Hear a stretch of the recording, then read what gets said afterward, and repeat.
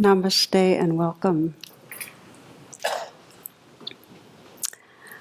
When I was young, my father took great pleasure in entertaining my siblings and myself, and I remember one story from a camping trip, a family camping trip, where he described two men who were spiritualists. They had seances and so on, and they had a consuming curiosity about what happened after we died. So they made a pact, and the pact was that whoever died first would appear through a seance and describe the afterlife. And so some months went by after one of them died, and the other, they kept having these seances, but nothing happened. I think it was about 8 months later, maybe let's say 10 months, not whatever gestation period another creature needs or life needs, contact was made. And it was with great excitement that, the friend's voice appeared. And so his living buddy said, "So what's it like?" And, he said, "Well, we eat and we have sex and then we sleep and then we eat some more and we have more sex and we sleep." And his friend said, "That's what it's like in heaven?" And he said, "Oh, no. I'm a moose in Wyoming."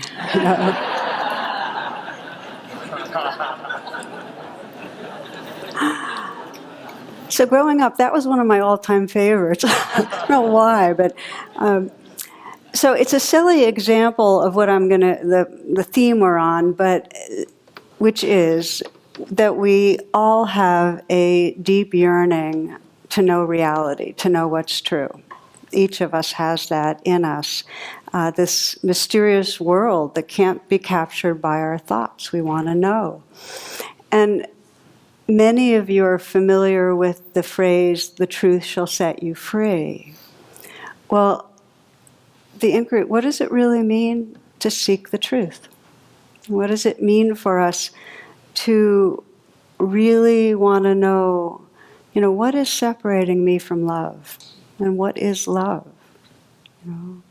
Or really the question about, what am I believing that's keeping my life small? And really the deep ones of, who am I or what am I? What is this life? So the last talk last week was on the 3 attitudes that really support a liberating practice. And those attitudes, the first attitude is one of real openness, a kind of relaxed attention that allows the life that's here to be here. And the second attitude was one of interest, what is this life about? And the third was a caring, which really cherishes what is discovered. And in each of those attitudes, there's actually a whole domain of practice that we can explore. So in this talk, I'd like to explore the domain of practice that comes out of that core interest in the nature of reality. And some call it investigation, some call it inquiry. But this class and the next, I'd like to explore the power of inquiry, the way the truth really does set us free. I'd like to explore it in a practical way. How do we ask the questions that are really going to wake us up, and how does it work that we really free ourselves? One of my favorite Pali phrases, and that's the language of the Buddha, are the words ehipassiko. And it means come and see for yourself. So the Buddha gave all these verbal teachings and then basically capped it off by saying, you can believe it or not, better just to find out with direct investigation. Because it doesn't matter what you listen to, it's not until you confirm through your own experimentation, your own looking, that it's going to be cellularly alive, that it's really going to come alive for you.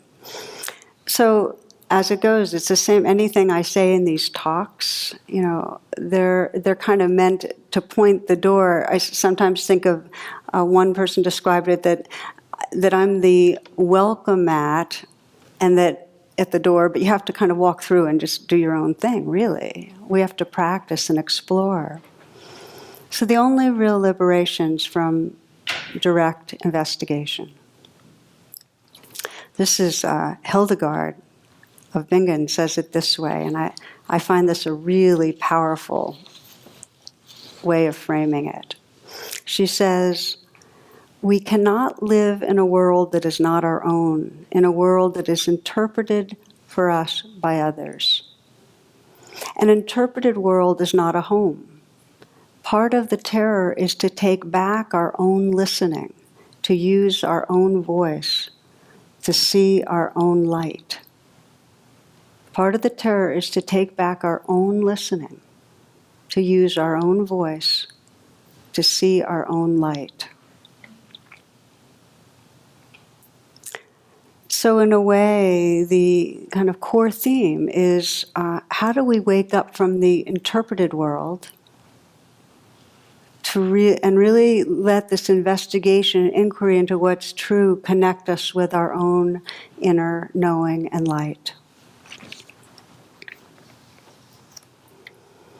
I think maybe the first step is to really get it how many moments we're living inside that trance of an interpreted world. I mean, how many moments we have that veil of thoughts that's really, we're filtered. It's filtered by the culture, it's filtered by our parents, it's filtered by what's been internalized by our own small self. You know, all these concepts and biases and unexamined views.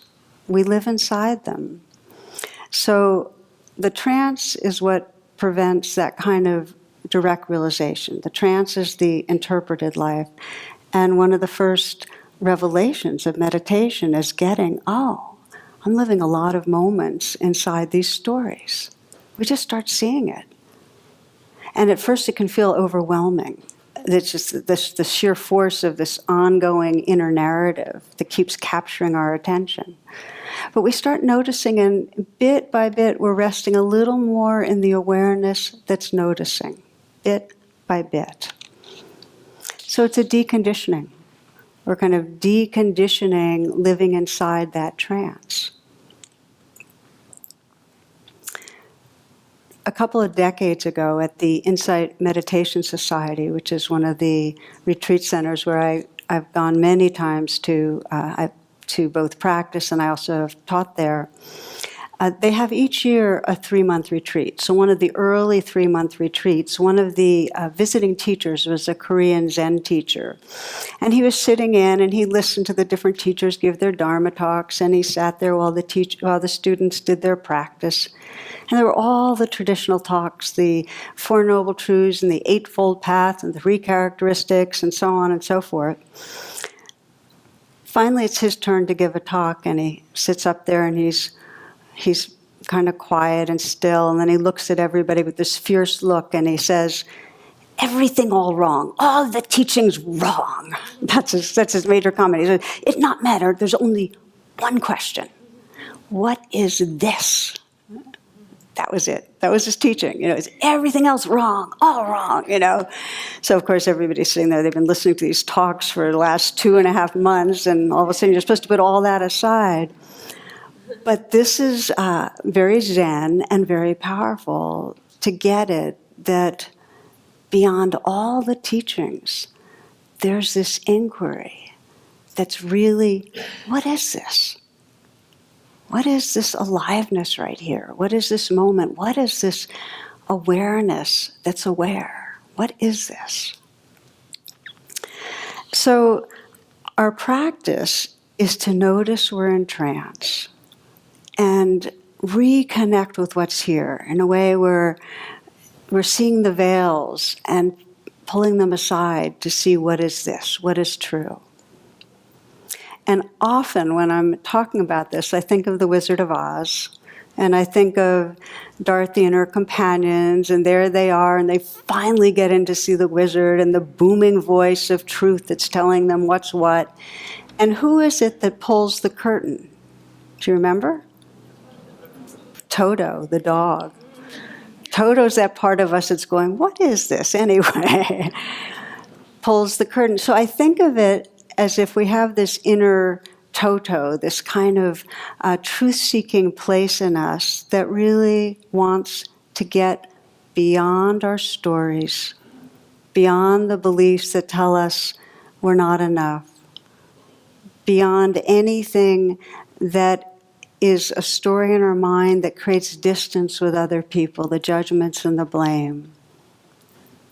So there's this inner Toto that wants to pull the curtain, and we're trying to strengthen that part of ourselves with that inquiry so that we can wake up out of the interpreted world, where the false narrative, the wizard's voice is dominating.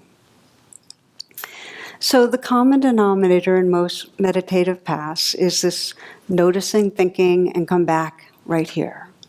And I've shared at times that there's a statistic that we have something like 80,000 thoughts a day, and that 98% of them we had yesterday, right? So we're living in this little cocoon, and the sign of it is that we keep repeating our patterns. Have you noticed how often that this core twist that we really wish weren't happening, where we just keep on eating too much, or keep on judging more than we wish we would, or keep on taking things too personally, or whatever it is, they keep happening?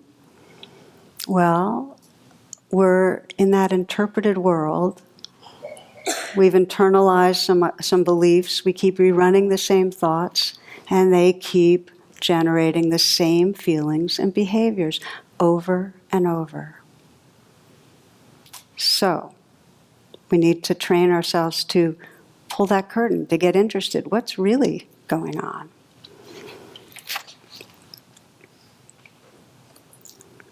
It's said that, we all know we have 3 brains, and we use 100% of the lower 2, the more primitive ones.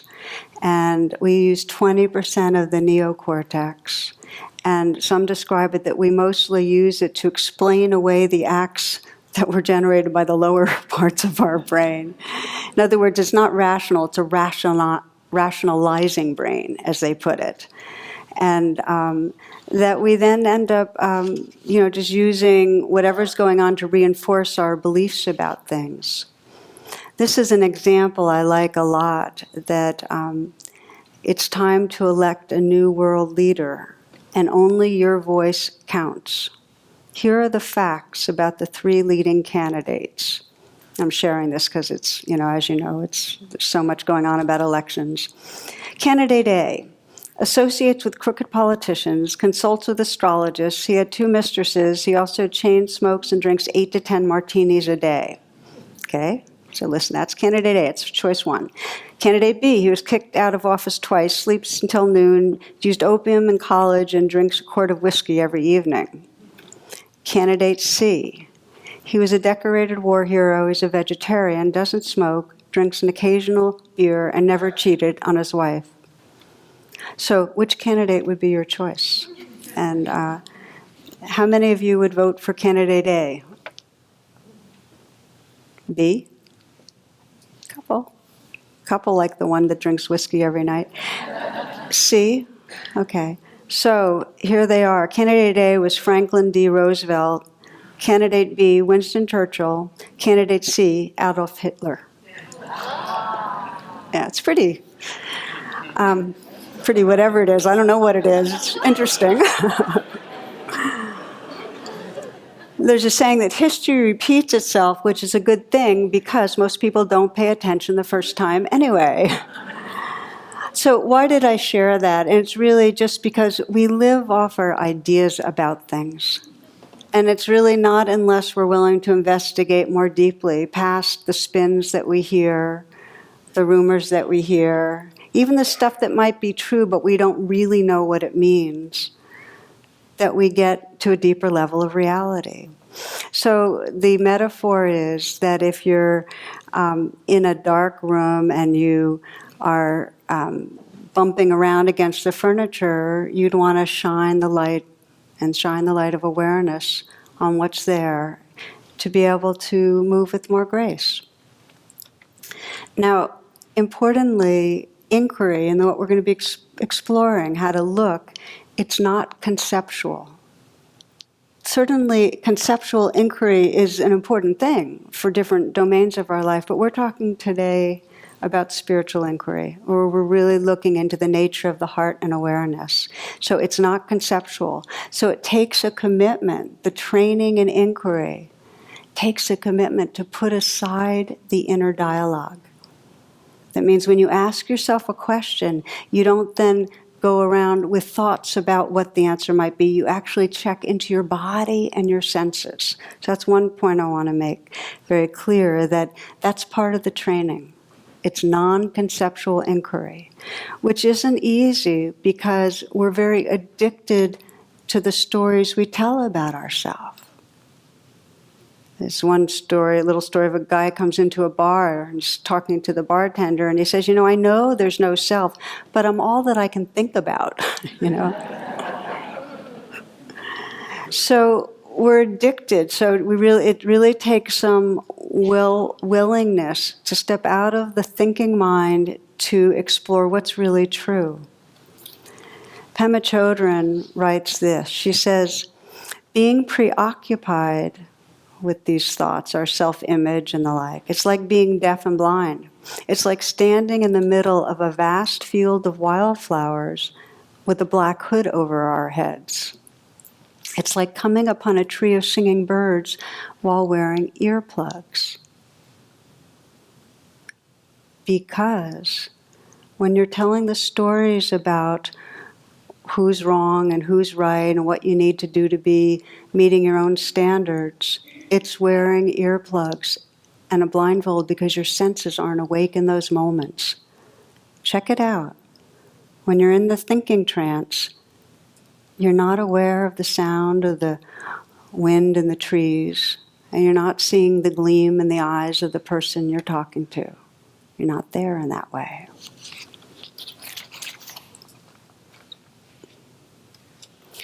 So there's a few attitudes that support inquiry. I just want to name them. One of them is a quality of sincerity, where you really want to know, where you really care about understanding and sensing what's true. And you can sense that that quality in children often, when there's just that natural wonder and interest and wanting to know. It's got an innocence to it. Some grandparents wrote their little sharings about it's called From Children's Mouths. My young grandson called the other day to wish me a happy birthday. He asked me how old I was, and I told him 62. He was quiet for a while, and then he asked, "Did you start at 1?" I didn't know if my granddaughter had learned her colors yet, so I decided to test her. I would point out something and ask what color it was, and she would tell me, and always she was correct. It was fun for me, so I continued. At last she headed for the door and said sagely, "Grandma, I think you should try to figure out some of these things yourself." When my grandson asked me how old I was, I teasingly replied, "I'm not sure." "Look in your underwear, Grandma," he advised. "Mine says I'm 4 to 6.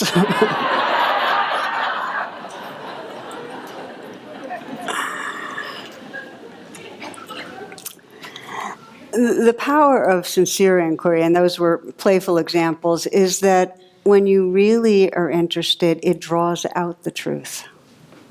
And I think of this, at my mom's funeral, that one of her old friends was talking to me, and she said, I could tell her anything because I always knew she was interested in me. And it struck me that I kind of was remembering how in high school, my friends would come over after school. We had kind of the gathering spot. But I noticed often they'd drift off and they'd be off talking to her in her office. And she was very involved with the field of alcoholism. And often they'd end up talking about their own use and about their parents being alcoholics. But she had this sincere interest in people. In fact, some of her friends told me how she was great at dinner parties. They could place her at the spot on the table where she was most needed, because she could draw out anybody. So it's that quality when we sincerely want to understand. The other attitude is a willingness to be uncertain. And this is key when you're, and we're going to be practicing some levels of inquiry during this talk, that to go in open-handed. It's those that are arrogant and certain, are holding tight to their knowing, to their ground, but aren't available to learn. So it's asking a question and being willing to be changed by what you discover. Not holding on to your idea of what's going on or what's going to be right, which of course takes courage. It takes vulnerability. I've shared before the inquiry that one way sage offered to anybody that would come to him saying, I really need to know what's true. And his question to them would be, what are you unwilling to feel? What are you unwilling to pay attention to? And you can maybe sense a little how just asking that, so you go, so that's what I didn't want to feel. And yet that's what needs to be included to really touch truth.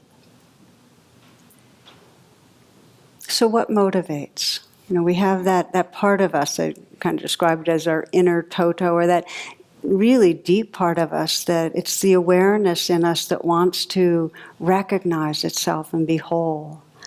And Rumi says it most poetically. He says, grapes want to turn to wine. We want to wake up. We want to realize truth. So the first practice that we'll explore, this first level of inquiry, is one of moving from thoughts into what's really here? What's happening?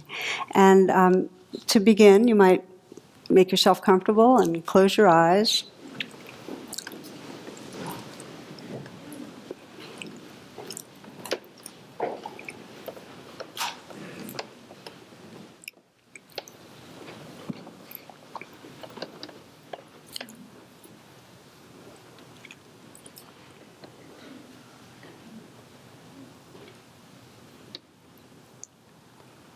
Just allow yourself to consider this a pause, to let yourself arrive here. Remembering these attitudes of that quality of sincerity, of real interest in what's going on, and a willingness to be uncertain, to not know. And you might begin by just that simple question, what is happening inside me right now?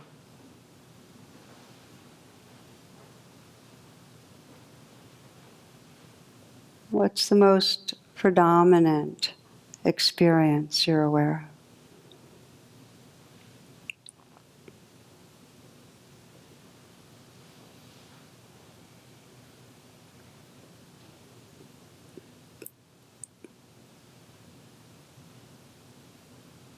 And again, to keep looking, what is happening right now inside me?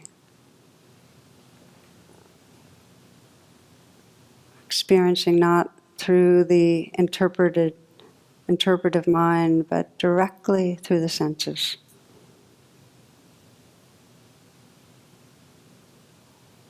Right now, again, fresh, what's happening inside me?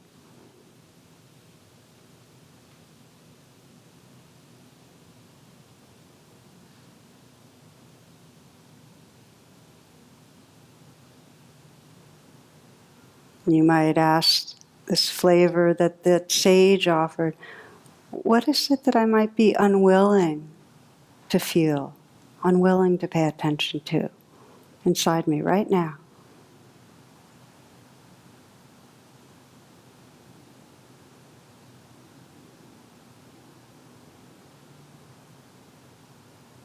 So what is it that might be asking for inclusion, acceptance? And notice what happens when I ask that question. What is asking for inclusion, for acceptance?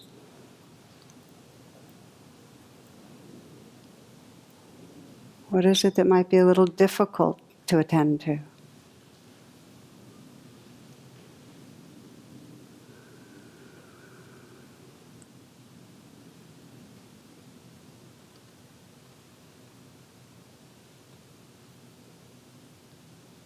And as you notice whatever's appearing or arising, just to welcome it, allow it, be with it.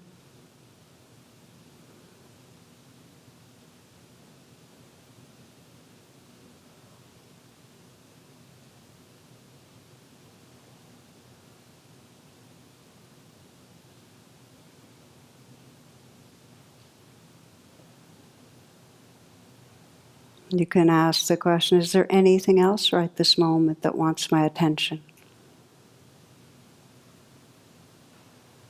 Just re-asking in a fresh way.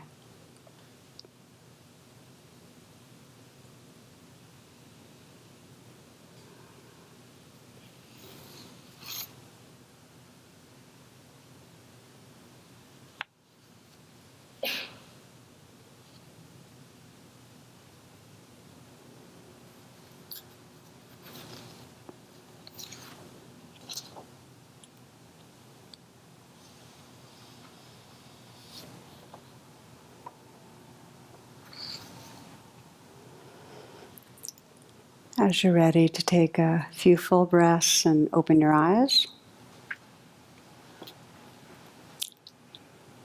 Okay.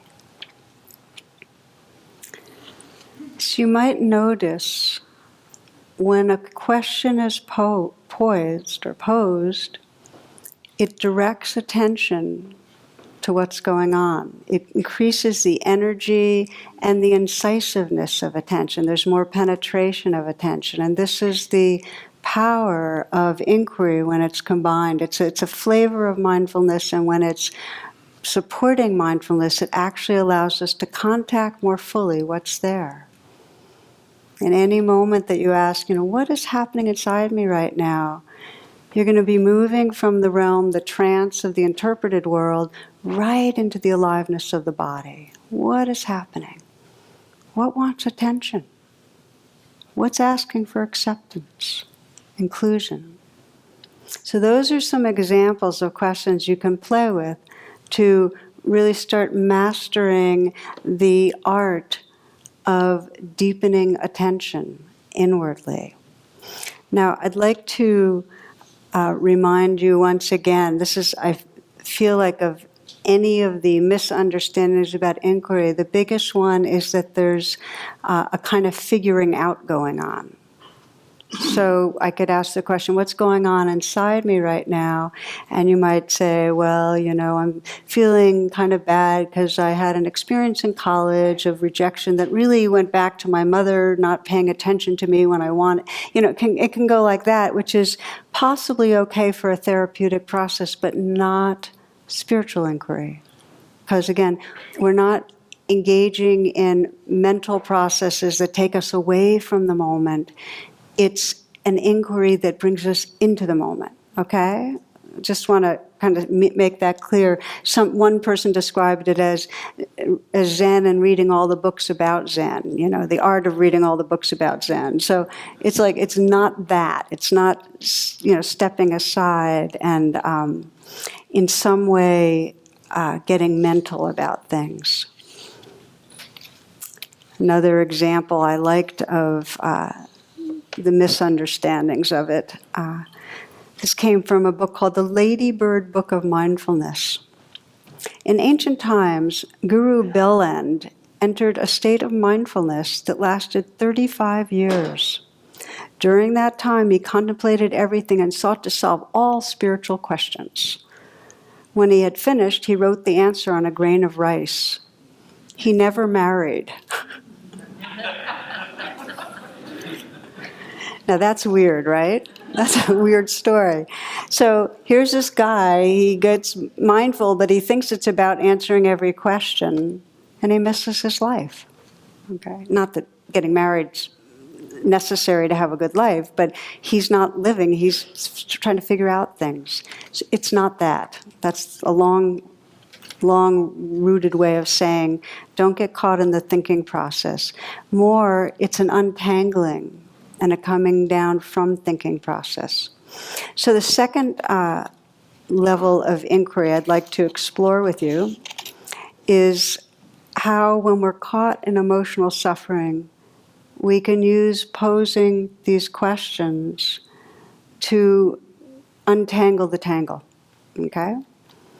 And here's the basic formula for when we're in emotional suffering.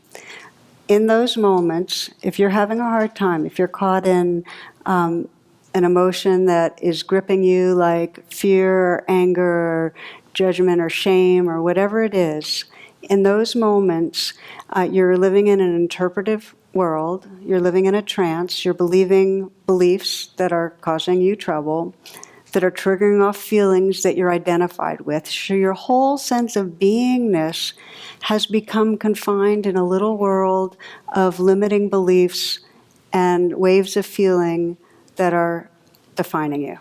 Okay? That's the moments of emotional suffering. And so undoing that trance absolutely requires investigation. Now, many of you are familiar with rain, so rain's a very good example, because rain basically is saying bringing a mindful attention and going deep with the investigation and then holding things with kindness. So I'll give you an example of one person who was able to find some freedom using this kind of inquiry or investigation, then we'll try it out. And as I often do, I'm going to be asking you to think of something in your life where you have felt stuck in some way, and then we'll explore how inquiry can help, okay? So you might be kind of thinking about what example you might use. All right, so in this particular situation, there's a couple of years ago, a young man I was in touch with who had come to some retreats, and he joined a nonprofit, environmental nonprofit, and real bright group of people he was working with, and he was the new kid on the block. And so whenever they'd have their weekly meetings with the different sub-teams, then brainstorming, he got very insecure. And even though he might have some good ideas when he wasn't with the team, he'd just go into self-doubt. So he would kind of become all tied up and really unable to engage. So we did some practice of RAIN, and for those that aren't familiar with RAIN, it's an acronym for mindfulness. And here's what we would do. He'd get in touch with his feelings of insecurity, and the R of RAIN is just to recognize it's going on. Okay, insecure. And the A of RAIN is let it be there. Allow it to just be as it is right now.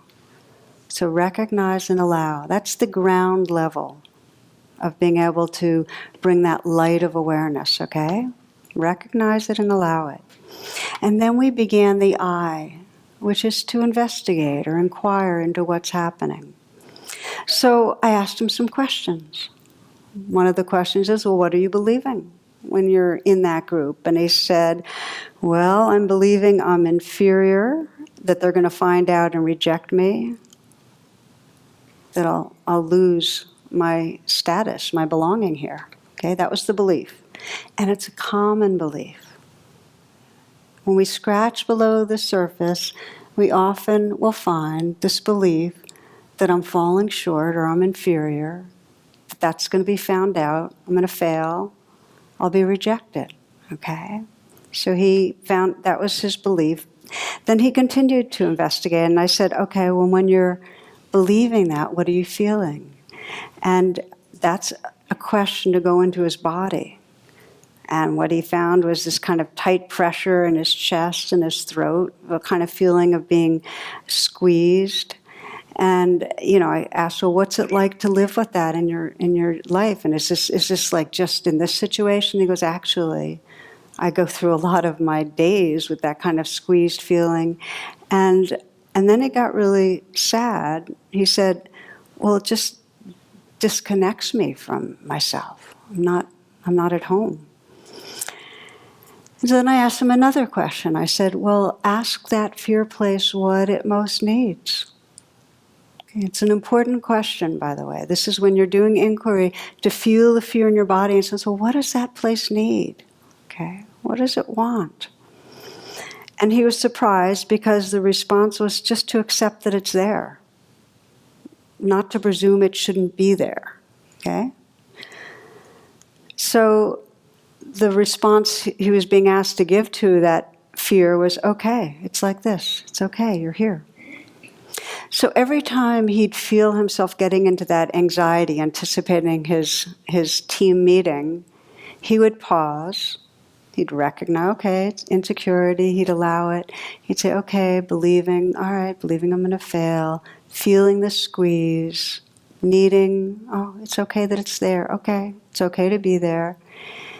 And that's the I. The N of rain is to offer some kindness, some nourishing. Okay, so you're just nourishing. It's okay. It's okay to be here. He'd offer what's needed. When you offer what's needed, that's the N of rain, nourishing.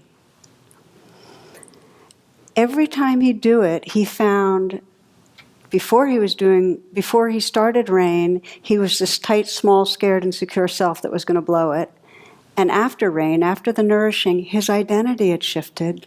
And he was resting in a larger space, kind of the witness, the awareness, the compassionate place. He wasn't caught in his small self. Now, that didn't mean he wouldn't go into the meeting and still feel some waves of anxiety. But it meant that he had more choice because there's more space around it.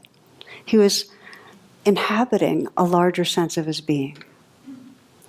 And this is the gift of inquiry.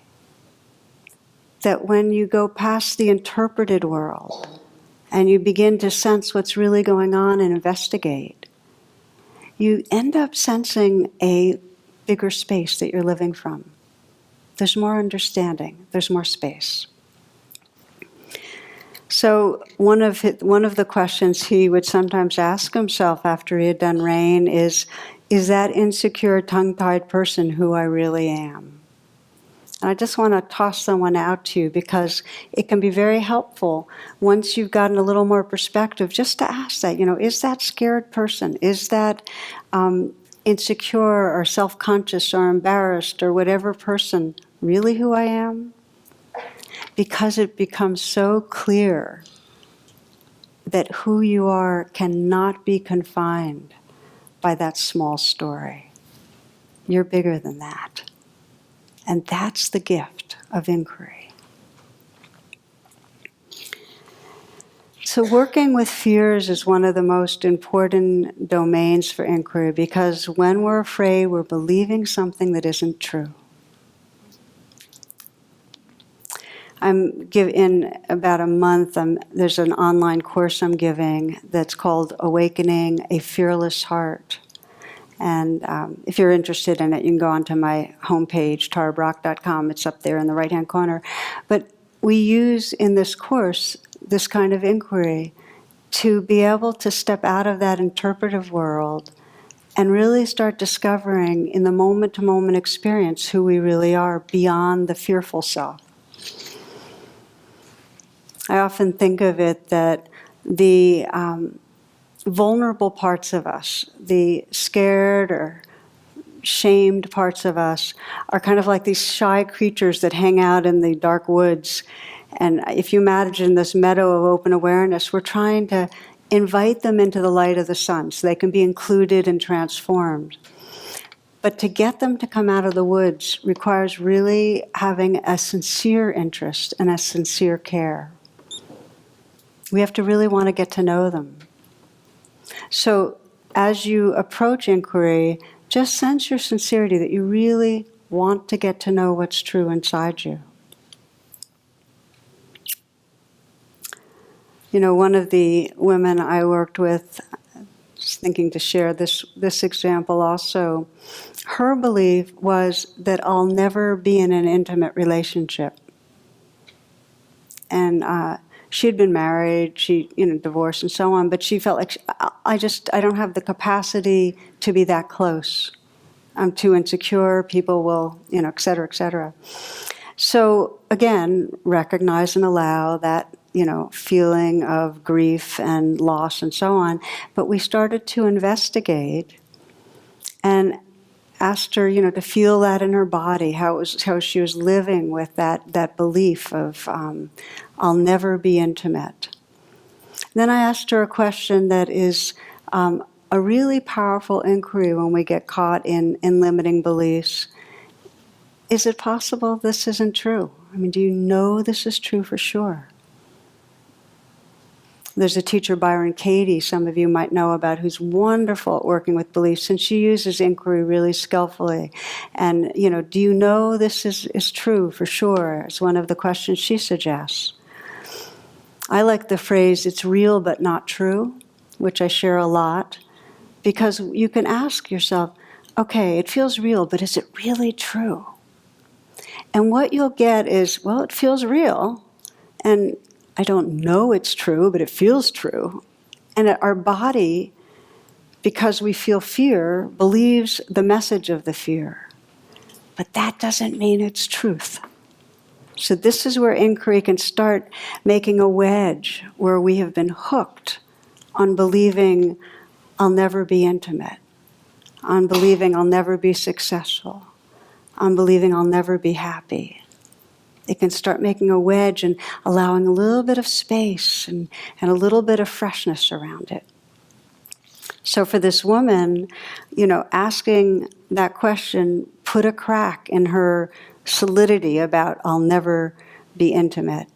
And when she could feel the weight of the fear and shame and grief in her body, she started adding the N of rain, the nourishment, and softened some. And then I asked her another question. This is another one I'm tossing out to you, which was, who would you be if you didn't believe something was wrong with you? Try it. Who would you be if you didn't believe something was wrong with you? It's a powerful question. She said, I wouldn't know myself. Because we know ourselves organized around the sense of what's wrong. But then as she sat with that inquiry and sat with it physically, she said, I can feel there would be more aliveness, more space, more creativity. It's like if we really challenge that something's wrong with me belief, we discover a world of who we can be. So this class, really, we've been exploring how do we wake up from the interpretive world, ask the questions that can get us into our body, into our senses, challenge and destabilize the old beliefs, begin to sense what's really going on inside us. That phrase, ehipassiko, it's the only way through this kind of come and find out for yourself that we can start to trust the awareness and the love and the goodness of our being. It has to be through our own inquiry, our own attention inside. So I'd like to close with a final practice where you'll have a chance to kind of work with a stuck place and just try out some of these questions and see how it goes for you, knowing that when you have more time and you're on your own, this can be something that's really juicy for you.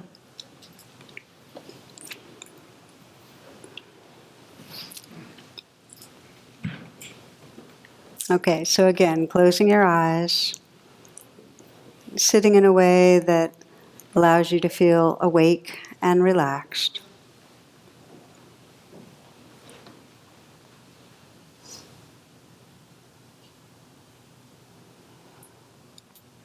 And scanning through your life right now, and noticing if there's a situation, a place in your life where you're feeling stuck, where you keep kind of reacting in the same way.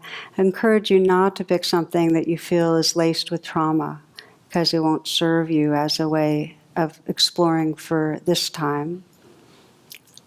But some place where you feel stuck and you keep reacting with feelings of hurt or irritation,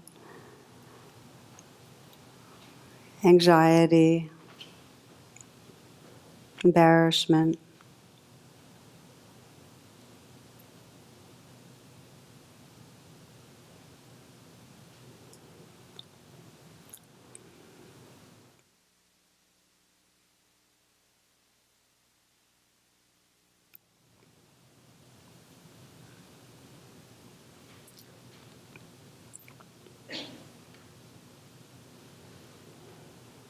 And as you bring a situation to mind, you might sense what your most obvious reaction is that you feel isn't so healthy, or you wish you could in some way heal or wake up from, whether it's the anger or the fear or whatever it is. Because we'll use the acronym RAIN as a way to explore this, just to recognize what's happening. Recognize, okay, this is anger, judgment, blame, whatever it is, and allow it. Allowing it means you're just letting it be there. You're not trying to fix it or change it right now. Giving it some space.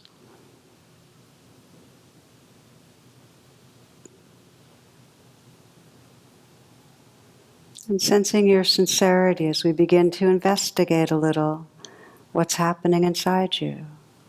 And you might notice when this is going on, if you're living with some belief. And this is the part where we're shining a light of awareness on the mind. We're looking and saying, oh, is there some belief going on? Like, oh, you'll never be good enough, or you're unlovable, or too selfish, or some way failing. Is there some belief that you can shine the light of awareness on right now? There might be, there might not be, but just see. That's the first question. What am I believing? Because when we're suffering, generally we're believing something that's not true and that's limiting.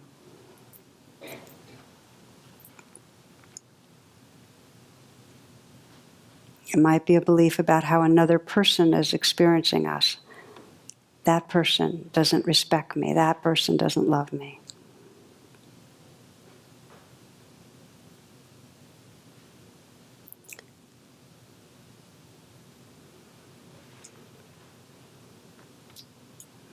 And then when you're believing and experiencing this, what are you feeling in your body?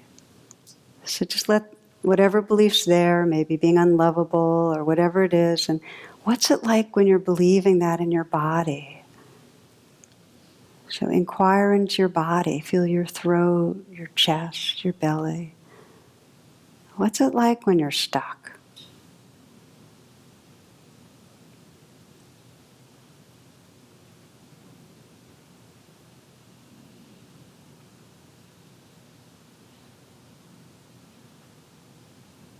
If you could feel right into where you feel most vulnerable or are stuck, most reactive, and sense, well, what does this part of me most need?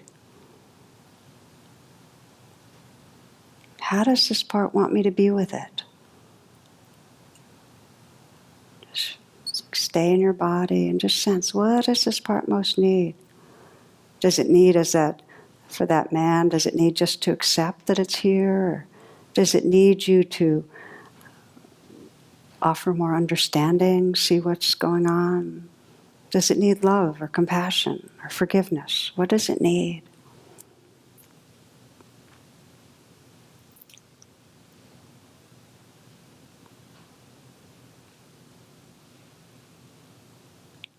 Just sensing the possibility of your wisest, kindest self offering what's needed.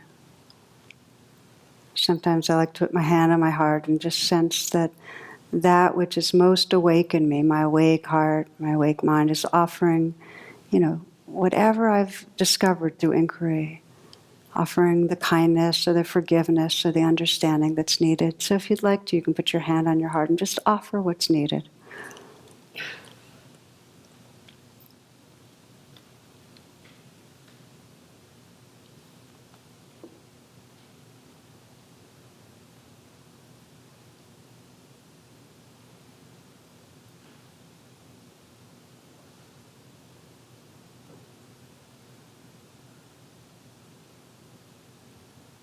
And you might sense the presence that's here, the quality of heart and awareness when you're offering care. And just ask yourself, is that stuck self, that self I was reflecting on, is that really the truth of who I am?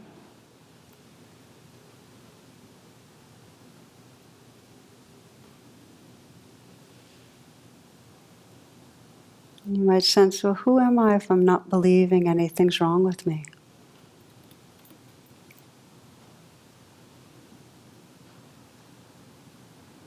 Knowing that true inquiry doesn't land on an answer. It opens to a mystery that's meant to be lived.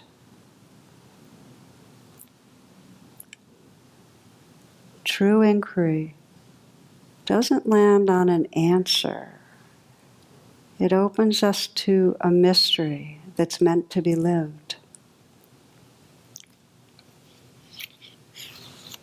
We'll close with the words of Mary Oliver.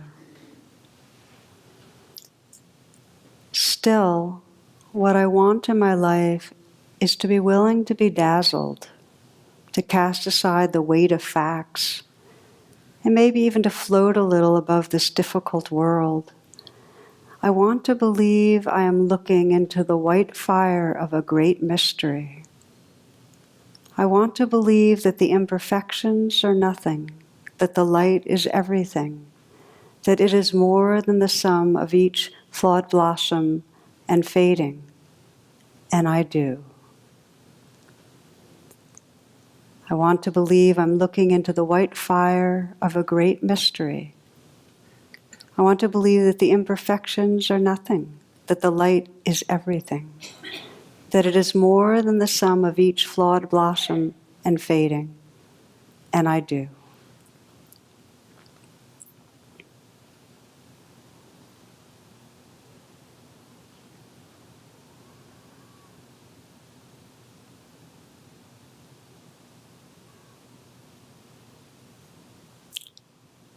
Namaste and thank you.